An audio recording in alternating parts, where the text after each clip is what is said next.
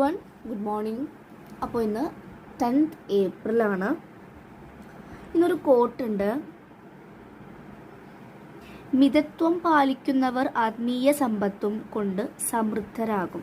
എനിക്ക് തോന്നുന്നു നമ്മൾ എന്തിലാണോ കണ്ടന്റ് ആകുന്നത് അവർക്ക് സ്പിരിച്വലി എല്ലാത്തിലും സമൃദ്ധം വരാനും അതിൽ ഹാപ്പി ആവാനും സാധിക്കും. ലൈക്ക് ഓക്കെ, ഇതാണ് എനിക്കുള്ളത്, ഇതിൽ ഞാൻ കണ്ടന്റ് ആണ്, കമ്പയർ ചെയ്യാനൊന്നും പോവില്ല. അതാണ് എനിക്കിത് മനസ്സിലായ ഈ കോട്ടിന് അർത്ഥം കേട്ടോ. ഓക്കെ, അപ്പം നമുക്ക് ഇന്ന് കറന്റ് ഫീലിങ്സ് നോക്കാം. പൈൽ 1 പൈൽ 2 ആയിട്ടാണ് എടുക്കുന്നത് കേട്ടോ. ഫസ്റ്റ് വെക്കുന്നത് സെപ്പറേഷൻ എന്ന കാർഡാണ്. ഇത് പൈൽ 1 ആണ് കേട്ടോ. ആൻഡ് നെക്സ്റ്റ് കാർഡ് എടുക്കാം. ഓക്കെ, ഇത് ക്ലോസ്ഡ് ആയിട്ടുണ്ട്. ഇതാണ് പൈൽ 2. ഇനി നമുക്കിത് റീഡ് ചെയ്ത് നോക്കാം.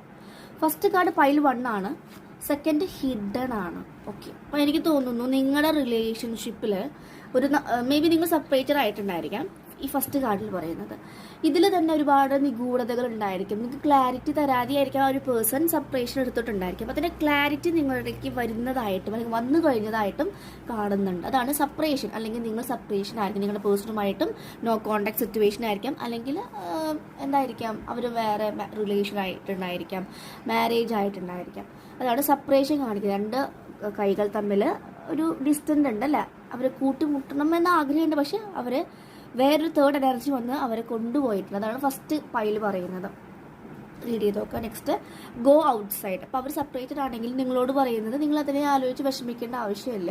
നിങ്ങൾ പുറത്തൊക്കെ പോയി ജസ്റ്റ് പ്രകൃതിയുമായിട്ടൊക്കെ ഒന്ന് കണക്ട് ചെയ്ത് ചില്ല് ചെയ്ത് നിങ്ങളുടേതായിട്ടുള്ള ഇഷ്ടങ്ങളിലേക്ക് ഫോക്കസ് ചെയ്യണം. ഇനി നിങ്ങൾ നിങ്ങളുടെ ഉള്ളിലേക്ക് ഇൻവാർഡിലേക്ക് കണക്ട് ചെയ്യണം. ഇത്ര നാളും പുറത്തേക്ക് മറ്റുള്ളവർക്ക് വേണ്ടി ജീവിച്ചു, ഇനി നിങ്ങൾക്ക് വേണ്ടി ജീവിക്കുക, നിങ്ങളുടെ ഇഷ്ടത്തിന് പ്രയോറിറ്റൈസ് ചെയ്യാം.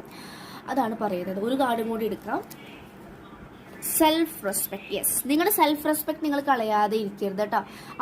അവരെ പിന്നാലെ പോകേണ്ട കാര്യമില്ല, കംപ്ലീറ്റ്ലി സ്റ്റോപ്പ് ചെയ്യുക. നിങ്ങൾ സെൽഫ് റെസ്പെക്റ്റ് ആണ് വേണ്ടത്. നിങ്ങൾ അതൊക്കെ പഠിപ്പിക്കുകയാണ് ഈ കണക്ഷൻസ്. ഓക്കെ, അതാണ് പൈൽ 1 പറയുന്നത്.